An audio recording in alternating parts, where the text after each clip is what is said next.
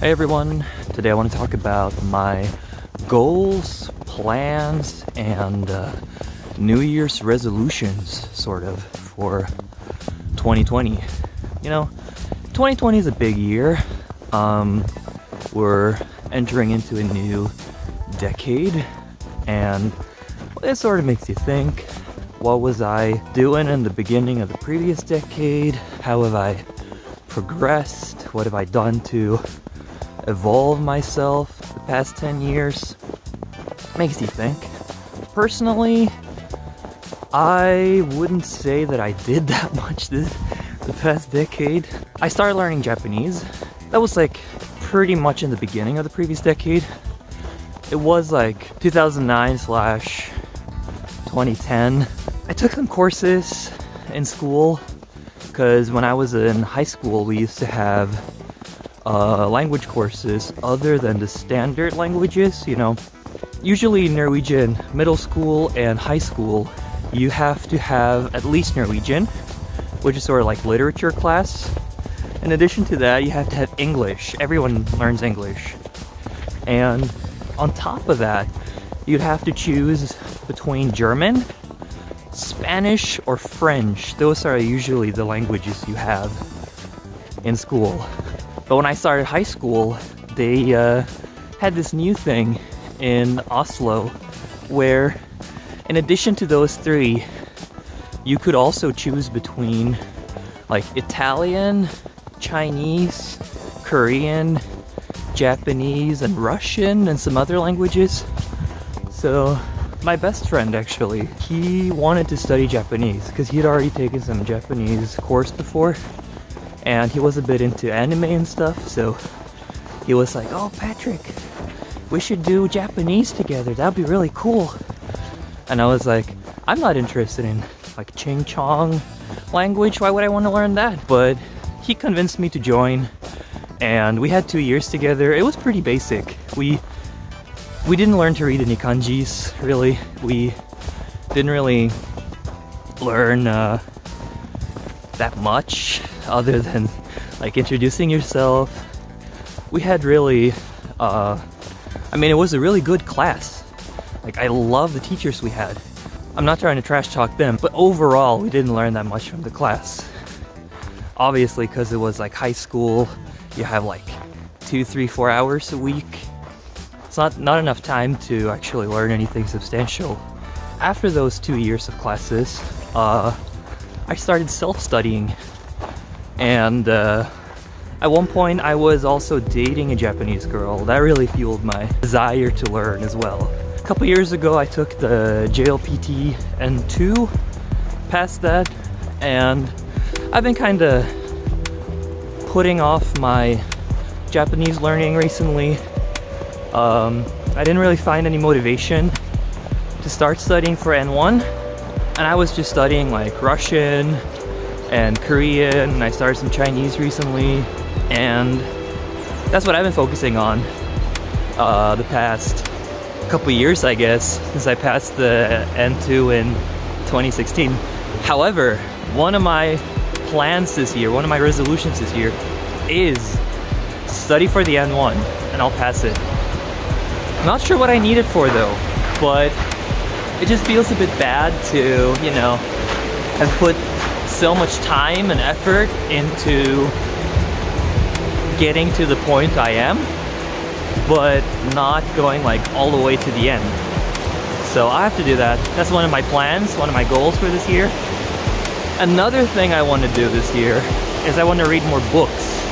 I have, like last year I read the most books I've ever done in my life, I think, and this year I want to beat that. I want to go even further beyond, as they say in anime. And if you have any good books, any recommendations, I would love it if you wrote that in the comment section. So far I haven't really picked out any specific books. I did start reading the Gulag Archipelago by Alexander Solzhenitsyn. That's something I intend to finish. Other than that, I've got a few books recommended about AI and the future. I'm also going to start reading The War on Normal People by Andrew Yang. Sounds pretty interesting. Other than that, any recommendations, anything, I'll take it, I'll read it. I love it, thank you. Next on my list, we've got working out. I used to go to the gym a lot before we moved here. And after we came here, my overall physique has gotten worse, so to say. And I want to work on that this year. I want to correct that. So I got a gym membership here and I'm going there like every other day now. Also, in addition to Japanese, I'm planning to focus on Korean and Russian.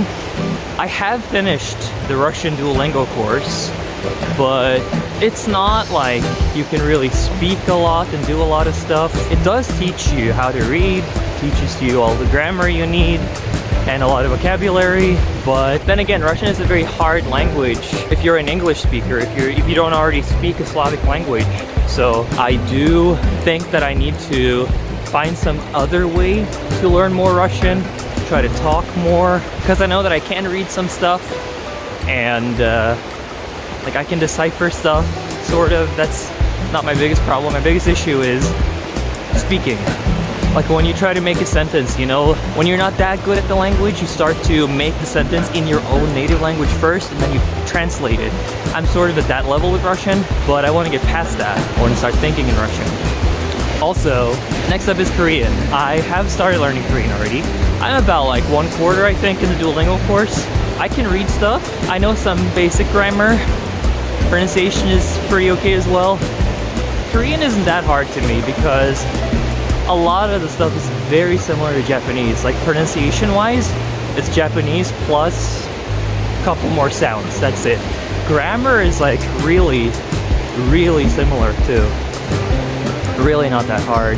I guess to get better, I need to get a lot more input in the language.